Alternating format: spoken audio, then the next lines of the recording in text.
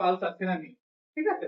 যদি দেখেন যে কোনো শ্বাস নিচ্ছে না বা পালসও নেই, কি হতো টাইম, তখন হসপিটালে নিয়ে যাওয়ার সময় নেই, বা আমাদের এখানে বাজারে বাজারে ওই সবগুলো মেশিন নেই যেগুলো বিদেশে আছে। এখানে আমাদের কাজ হচ্ছে আমাদের নিজের হাত পায়ে সঙ্গে সঙ্গে পেশেন্টকে শুয়ে দিয়ে, সবাই মিলে শুয়ে দিয়ে জামাটা খুলে দিতে হতো, ঠিক আছে? দিয়ে প্রেশার দিতে হবে, কতটা প্রেশার, কিভাবে হাতটা সেটা বুঝিয়ে দেবে কিভাবে প্রেশার দিতে। আগে ছিল যে মাউথ টু মাউথ ব্রিদিং ও করতে হয় তার সাথে, ঠিক আছে? কিন্তু এই মুহূর্তে যেহেতু মাউথ টু মাউথ ব্রিদিং করা যে কোনো আননোন পার্সনের ক্ষেত্রে একটু ডিফিকাল্ট হয়ে যায়, তাই মাউথ টু মাউথ ব্রিদিংটাকে এখন পেছনের দিকে রাখছে। ফার্স্ট হচ্ছে চেস্ট কম্প্রেশন, কম্প্রেশন দিয়ে হার্টটাকে চালু রাখা, যাতে অন্তত রক্ত ফ্লোটা হয়, ব্রেনে অন্তত ব্লাডটা যায়। এটা করতে করতে পেশেন্ট কিছুটা টাইম পায়, যে টাইমটাতে আমরা হসপিটাল নিয়ে যেতে পারি।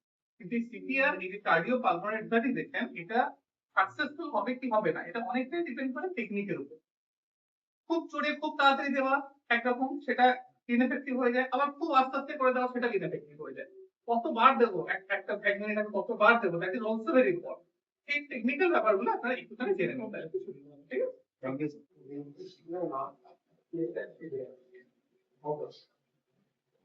হুম, দেখুন কোনো রেসপন্স করছে না, তো আপনি সিপিআর দেবেন, মানে আপনার বাঁহাতে করেন তো, বুকের এখানটা নয়, ঠিক দেখুন নিচের লাইনটা ফলো করুন, একটা গোল মতো করা আছে, এটা হচ্ছে একদম আইডিয়াল।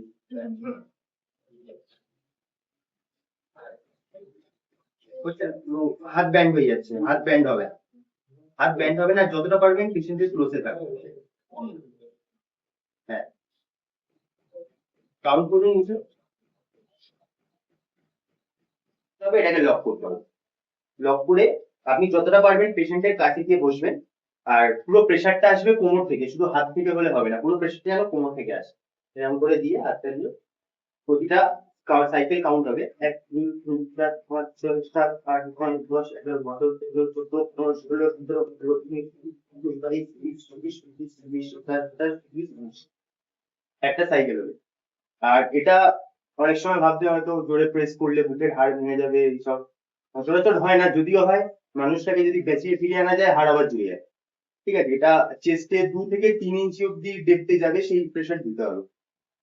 আর এটা টেনে লিপ টু লিপ দুবার, দুটো একদম জোরে এরকম করে দুটো ফু দিতে হবে, ঠিক আছে? দিয়ে আবার কন্টিনিউ করতে হবে।